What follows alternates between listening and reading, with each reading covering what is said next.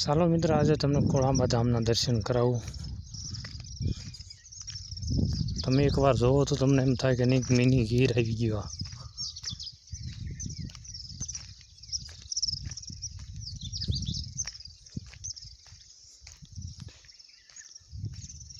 હું નજારો છે અહીંનો।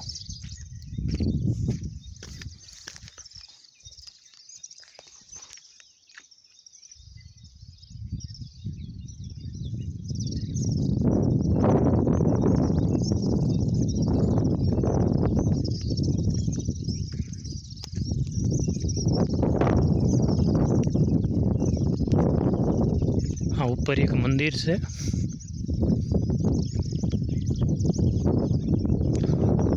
एनथी ऊपर माँ कमलाए माँ बैठा से।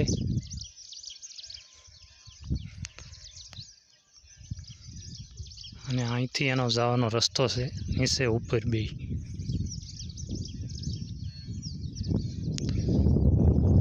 સામે દેખાય શેત્રુંજી ડેમ છે।